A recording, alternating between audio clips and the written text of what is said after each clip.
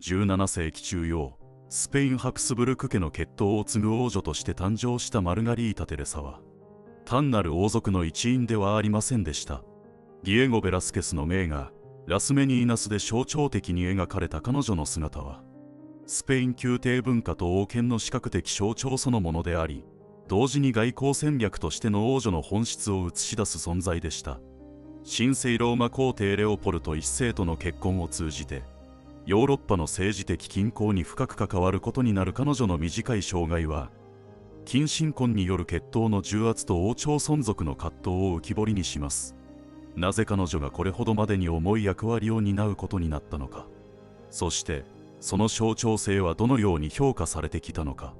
本編では、一人の王女を通して人物が制度と文化の交差点になるという歴史の真相を掘り下げてまいります。今後も人物史を通じて歴史の真相に迫る試みを継続するため、チャンネル登録と高評価によるご支援を賜れますと幸いです。第1章、幼少期と宮廷文化の象徴。1651年7月12日、マドリードの王宮にて誕生したマルガリータ・テレサ・デ・アウストリア。その誕生は、当時のヨーロッパ王侯貴族にとって単なる家族の増加ではなく、スペインハプスブルク家と神聖ローマ帝国の絆を象徴するものであった。父はスペイン王フェリペ4世、母はその姪にあたるマリアナ・デ・アウストリア。すなわち、王女の出生自体が王朝内の血統順化という政策的意図を帯びていた。この近親婚による系譜は、当時のハプスブルク家で常態化していた。王位継承の安定を優先した結果、外部との婚姻を制限し、血統維持のために宿鉄婚やいとこ婚が繰り返されたのである。マルガリータはその結晶であり、その存在には王朝の理念と制度の矛盾が同居していた。幼少期から王女には厳格な宮廷礼法と宗教的教育が施された。政治的役割を前提とした養育方針のもと、語学、舞踊、音楽、美術といった教養に加え、カトリック的徳目も求められた。宮廷では喜びの源として扱われたマルガリータであったが、その背後には後継者不在とスペインの国力衰退という重圧が忍び寄っていた。彼女の名声を決定づけたのが画家ディエゴ・ベラスケスによる肖像画群である。中でも1656年のラスメニーナスは王女を中心に配した構図を取りながら、国王夫妻を画面の鏡像に反映させることで、視線、権力、存在をめぐる重層的意味を持たせた。この絵においてマルガリータは、ただの子供ではなく王権の延長として描かれている。当時のスペイン社会において、宮廷文化は政治的意思表示の場であった。肖像画は単なる記録ではなく、誰が中心にいるか、誰が注視されているかがそのまま王権の構図を示した。したがって、マルガリータが数々の肖像画で描かれ、宮廷の花として演出されたことには、彼女の将来に向けた期待と戦略が込められていたのである。一方、民衆の感覚はどうだったか。宮廷の華美な生活や肖像画は、庶民にとって憧れと乖離の両面を持っていた。王族の肖像画はしばしば宗教画と並列で飾られ、政治的正当性と宗教的神聖性を同時に示すツールとなった。そこに描かれるマルガリータの姿は、無垢と権威を同時に象徴していた。制度的にも、王女の存在は単なる王族の一員以上の意味を持っていた。彼女の地位はインファンタと呼ばれる王位継承候補者であり、特に男子後継者が脆弱な状況下では、政略結婚による同盟構築の視察としての価値が極めて高かった。事実、彼女は後に神聖ローマ皇帝レオポルト一世との婚姻によって、両ハプスブルク家の絆を再構築することになる。現代の研究では、ラスメニーナスの構図と視線の分析を通じて、マルガリータが存在していること自体が政治的であるという新たな解釈が提案されている。つまり、まだ幼き王女の見る見られるという構造そのものが、王権の象徴を視覚化する試みだったのである。彼女の存在は、単なる王家の子女を超えて、文化と制度の交差点に置かれた演出された存在だった。第2章、婚約交渉と外交戦略。マルガリータ・テレサが王女として担わされた最大の使命は、王朝同盟の再構築であった。1660年代、ヨーロッパでは30年戦争後の体制が定着しつつあり、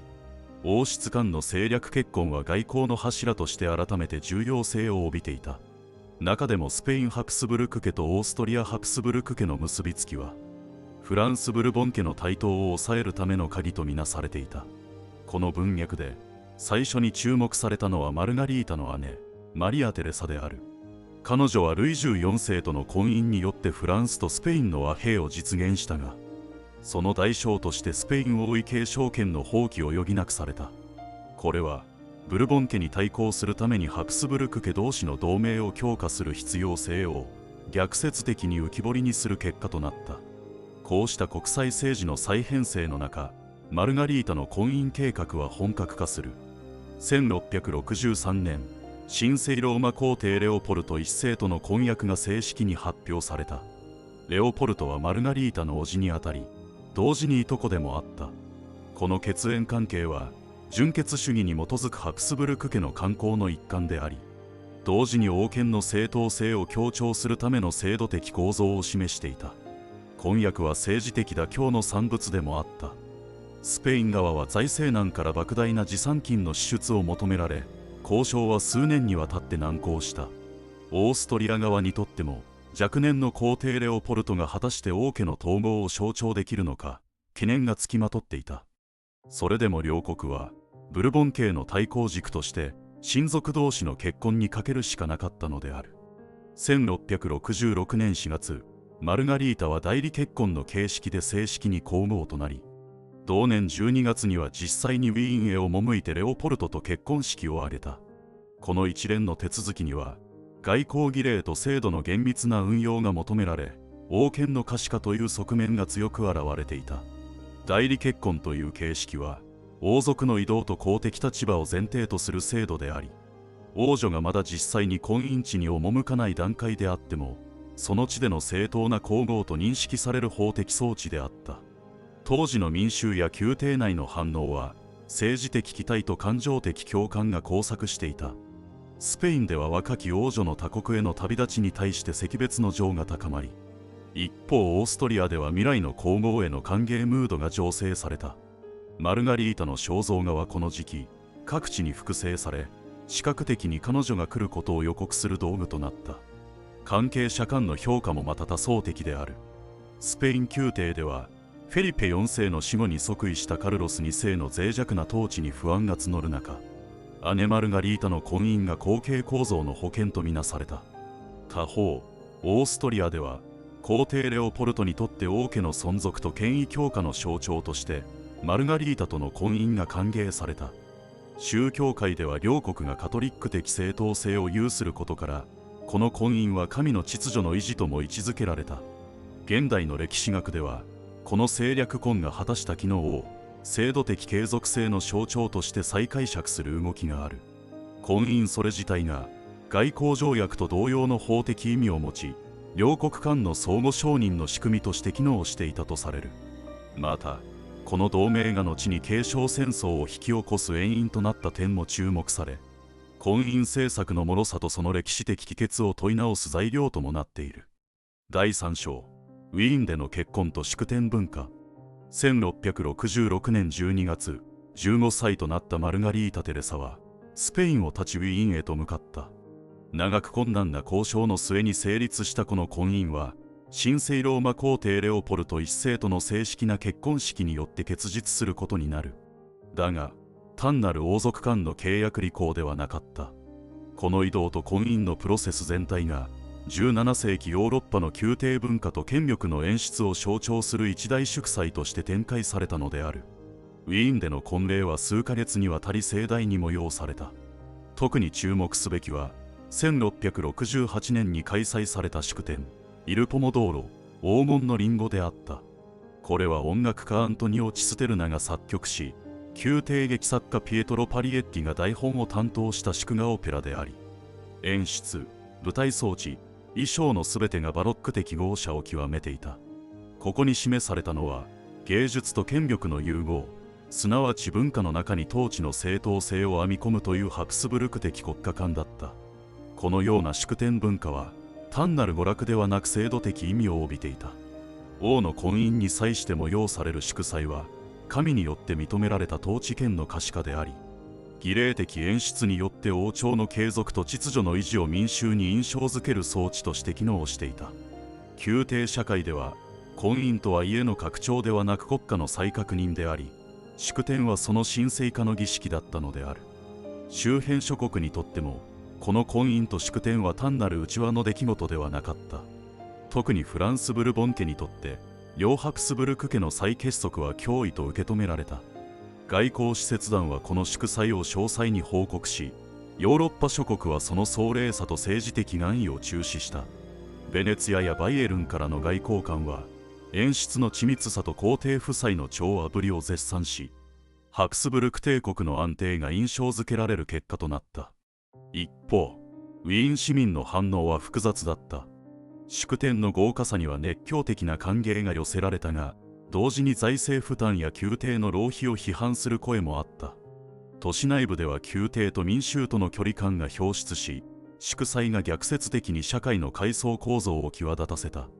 だが同時に、こうした祝祭の経験は皇后マルガリータに対する都市的記憶を形作り、彼女の存在が人々の文化的認識に根付く契機ともなった。制度的にも、この時期の婚姻と祝典はハプスブルク家の統治イデオロギーを体現していた。皇帝権が教皇と同様の真珠性を持つとされた時代、皇后の存在は皇帝の統治に宗教的道徳的正当性を与える重要な要素であった。したがってマルガリータは単なる配偶者ではなく、真意の媒介者としての役割を担わされていた。祝祭はその存在を視覚化し、制度的に承認する手段でもあったのだ。現代の研究では、この婚姻と祝祭が儀礼国家としての神聖ローマ帝国の政治文化を象徴する事例として再評価されている。祝典芸術の記録や演劇脚本、音楽譜が残されており、それらは当時の政治と芸術の融合の実例として注目を集めている。視覚的壮麗さの背後に、統治の持続と王朝の構造維持という冷徹な目的があったことが、今日の歴史家により明確にされつつある。第4章、皇后としての生活と制度的役割。1666年末に正式に神聖ローマ皇后となったマルガリータ・テレサは、以降ウィーン宮廷において文化的かつ制度的な重責を担っていくことになる。わずか15歳の彼女が置かれた立場は、単なる王妃や皇帝の配偶者ではなく、帝国統治の象徴的補完者として、宗教、儀礼、倫理の秩序維持において重要な役割を果たしていた。皇后の生活は、一見すれば祝福と栄光に満ちたものであるかに映る。しかしその実態は、儀礼と制度に縛られた厳格な日々だった。ウィーン宮廷では、皇后は国際的外交儀礼の主役となり、来訪する大使や皇位聖職者との応接、宮廷典礼の司祭、宗教祭儀への出席が義務付けられていた。彼女の行動一つ一つが、帝国の威信を象徴する制度としての存在として機能していたのである。こうした役割には深い宗教的意味も込められていた。カトリック世界において、皇后は地上におけるマリア的存在とされ、慈愛、純潔、信仰を具現化する聖なる女性像として振る舞うことが期待された。マルガリータもまた、定期的に施しや病院訪問を行い、敬虔な姿勢を示すことで、皇帝の政治的正当性に宗教的後ろ盾を与えることを求められていた。これは単なる美徳の実践ではなく、皇帝権力の神聖性を内側から支える象徴装置だった。また、制度上の地位としてマルガリータは神聖ローマ皇后だけでなく、オーストリア大公妃、ハンガリー・ボヘミア王妃として、複数の両方の女君主という側面も持っていた。特にハンガリーでは、王妃の体感が政治的安定の証左とされており、皇后の存在は単なる家庭の延長ではなく、帝国の重心を体現する立場とされていた。だが、このような広域的権威の重責を担う一方で、彼女は極めて若年であり、健康上の不安も慢性的に抱えていた。民衆の中では、マルガリータに対するイメージは慈愛と徳を備えた皇后として流布された。印刷物や説教集、肖像画などを通じて、彼女の姿勢は美化され、教育的模範として提示された。このようなメディアによる象徴化は、17世紀のヨーロッパにおける王権の文化的側面を理解する上で重要である。皇后が宗教的模範とみなされることで、宮廷文化と民衆の価値観が結びつけられたのである。一方で、同時代の政治的関係者たち、特にオーストリアの貴族層や枢密顧問たちは、マルガリータを柔和ではあるが統治の中枢には関わらない存在とみなしていた。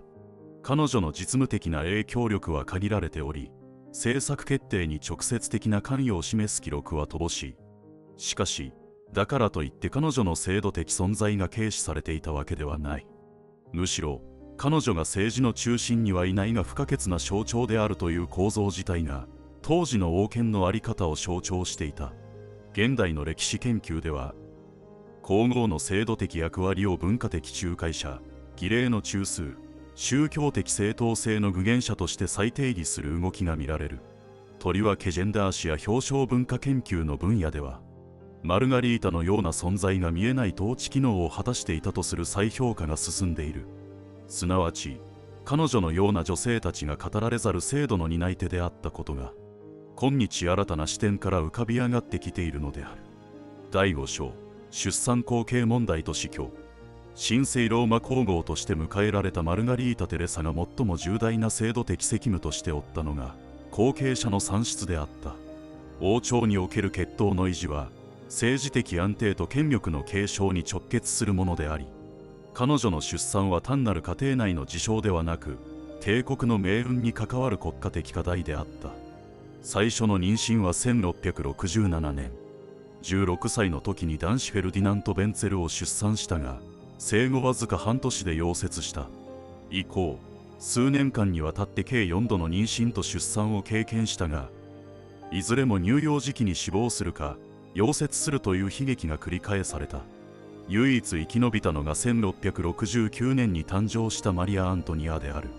彼女は後にバイエルン選定皇家に嫁ぐが、男子後継者を残せず、結果としてこの系統も断絶することとなる。この連続する幼児の死は、当時から王家の血統に関する懸念を深めた。とりわけマルガリータ自身が叔父との近親婚によって生まれた存在であったこと、そして夫レオポルト一世もまた彼女の叔父であるという事実は、遺伝的疾患の蓄積という構造的問題を露呈させた。ハクスブルク家に特有の顎、ハクスブルク顎に代表される身体的特徴や脆弱な体質は、王家の統治を生物学的な限界からも問い直す材料となっていった。このような状況において、宮廷内外の反応は複雑だった。一部の宮廷人は、皇后の出産に期待を寄せる一方、体調の悪化や精神的な疲弊を懸念し始めていた。記録によれば、彼女は繰り返す出産と流産により慢性的な衰弱状態にあり、日常生活でも床に伏すことが多くなっていたという。だが同時に、カトリック的信仰が強く浸透する宮廷では、皇后の苦難が神への奉仕として解釈され、同情と尊敬を集めてもいた。制度的には、皇后の出産とこの生存は、帝国の継承構造と王位の正当性を保障する柱であった。神聖ローマ帝国は選挙制の要素を持ちつつも、実質的にはハプスブルク家による世襲体制が確立しており、男子後継者の欠如はその正当性を揺るがす重大事とみなされた。マルガリータの失敗は個人の責任にとどまらず、王朝制度の根幹に影響を与えるものとして捉えられた。周辺諸国もこの王朝の不安定性を注視していた。特にフランスでは、スペイン王位の空席が近づくにつれ、ブルボン家の権利主張の下地が形成されており、マルガリータの産む子供たちが王位継承問題の駒として外交戦略に組み込まれる状況が続いていた。彼女の出産と子供の死亡は、国際関係においても大きな意味を持っていたのである。最終的に、1673年3月12日、マルガリータは21歳という若さでこの世を去った。死因は長年の出産疲労と感染症、あるいは慢性疾患とされている。公式記録では王室の悲劇としてその死が悼まれたが、宮廷の一部には制度が彼女を殺したとの批判的見解も存在していた。皇帝レオポルト一世は深く落胆し、その後数年間は再婚に踏み切らなかったという。現代の歴史学においては、マルガリータの死は単なる個人の不幸ではなく、王朝制度の構造的限界を象徴する出来事として再解釈されている。彼女の身体と生殖は制度と血統維持の圧力を一身に受け止める場であり、その死は近親婚政策の終焉と王権神話の脆さを示す象徴的事件となったのである。第6章、同時代の評価と外交的視点。マルガリータ・テレサの人生は21年という短さで幕を閉じたが、その生涯は同時代の王侯、外交官、宗教者、芸術家に多様な印象と評価を与えていた。彼女の存在は単なる王女皇后という立場を超えて、17世紀ヨーロッパの権力構造、宗教観、外交秩序の中でそれぞれ異なる役割と意味を持っていた。ウィーン宮廷では彼女は一貫して理想的皇后として称賛された。控えめで敬虔、そして皇帝レオポルト一世に対して誠実な愛情を示すその姿は宮廷社会における道徳の模範とされた。皇帝自身が彼女を深く慕っていたことは宮廷記録や書簡からも確認され、死後しばらく再婚しなかった態度にもその思いが反映されている。こうした個人的敬愛は制度的象徴性と感情的現実が重なり合う特異な例として注目される。外交的視点からは彼女の評価はより戦略的かつ制度的な意味合いを帯びていた。スペイン・ハクスブルク家の王女としてマルガリータは明確に政治の道具として認識されていた。フランス王ルイ14世の側近である外交官たちは彼女の婚姻を両ハクスブルク家による同盟強化策とみなし、将来的なスペイン王位継承争いにおいて問題を引き起こす可能性を早くから指摘していた。特にマルガリータの娘マリア・アントニアが男子後継者を残せなかったことで、後のスペイン継承戦争の原因の一端を形成することになった点が重く見られた。スペイン宮廷においては、マルガリータの結婚は一種の壮別の痛みとして記憶された。フェリペ4世の寵愛を一身に受けた王女が遠方の地へ旅立ち、以後戻ることのない未来を歩むことへの干渉が民衆の中にも存在していた。印刷物や詩歌では、しばしば彼女は白百合のごとき姫、信仰の花嫁と称され、宗教的理想像として崇められた。だが同時に、彼女を失ったスペイン側の政治的損失も無視できず、弟カルロス2世の後継体制を見通した時に、むしろ手放してはならなかった存在とする意見も生じていた。宗教界では、マルガリータはカトリック的理想女性の具現とみなされていた。特にイエズス会の説教師たちは、彼女の信仰的な態度や慈善活動を徳の教本として取り上げ、説教の中でたびたび引用した。こうした言説は、女性に対する道徳的規範を提示する手段としても利用され、皇后像は宗教的統制の補完的存在でもあった。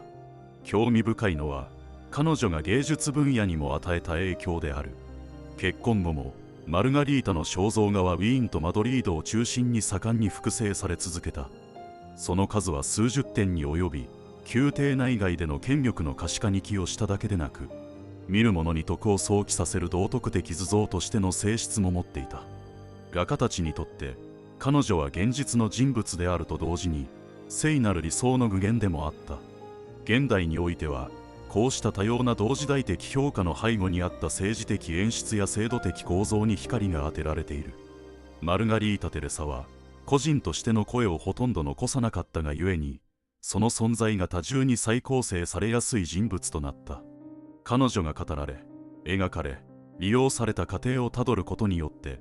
近世ヨーロッパにおける王権、信仰、ジェンダー、外交が交錯する複雑な網の目を読み解くことができるのである。第7章、現代の評価と再解釈。21歳で創生したマルガリータ・テレサは、生前の記録が限定的であることも相まって、長らく王朝間の政略結婚に消費された王女としてのみ記憶されてきた。しかし、20世紀末からの歴史学の展開、特にジェンダー史、文化史、表彰文化研究の発展によって、彼女の人生と存在は再評価の対象として浮上してきている。その再評価の出発点となったのが、ディエゴ・ベラスケスによる絵画、トリワケラスメニーナスである。この作品においてマルガリータは、画面の中心に立ち、周囲の侍女や宮廷画家の視線を集める存在として描かれている。だが、画面の奥には鏡像として国王夫妻が映り、視点の主導権が誰にあるのかが曖昧にされている。この構図は単なる肖像画ではなく、視線、権威、存在の演出といった視覚文化的主題を多重的に内包しており、彼女の存在が演出された中心であったことを強く示唆するものとなっている。このような芸術作品の再解釈は、マルガリータの人生を能動的主体としての政治的行為者として捉える視点へとつながった。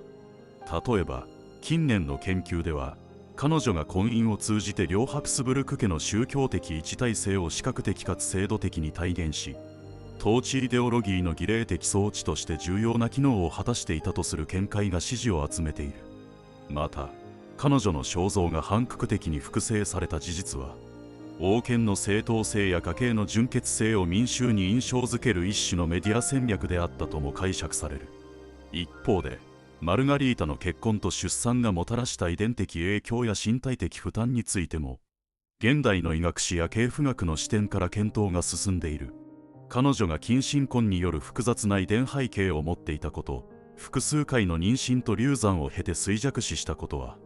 制度によって王家の繁栄を体現させられた身体の脆弱性を象徴している。この視点では、彼女の死は個人的不幸ではなく、制度の帰結として読み解かれている。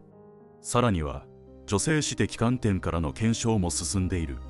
ジェンダー研究の中では、マルガリータが果たした道徳的模範としての皇后像が、当時の女性像の規範化にどのように寄与したか、また、彼女が語られないことによってどのように制度に取り込まれたかという点が注目されている。言い換えれば、マルガリータは発言を残さなかったことで、むしろ権力構造の中における沈黙する同意者として機能していたとも考えられるのだ。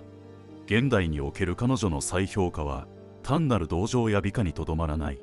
むしろ、17世紀の王権、視覚文化、ジェンダー制度、遺伝学的現実といった複数の要素が交錯する点として、マルガリータ・テレサという人物を再構成する試みなのである。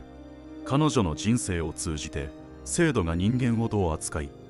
文化がどうそれを正当化したかを問うことは、今日においてもなお意味深い問いを私たちに投げかけ続けている。今回の動画は以上となります。マルガリータ・テレサの生涯は、スペインとオーストリアという2つのハプスブルク王朝の間で展開された制度、信仰、外交、芸術の交差点に位置していました。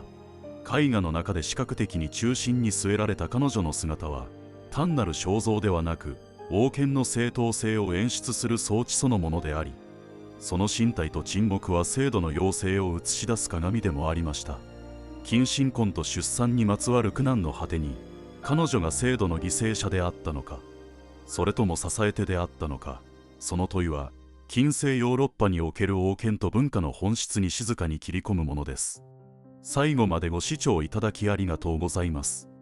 本シリーズの継続とさらなる歴史分析の進化のため、チャンネル登録および高評価をいただければ光栄です。それではまた次の話でお会いしましょう。ご視聴ありがとうございました。よろしければチャンネル登録、高評価お願いいたします。ご視聴ありがとうございました。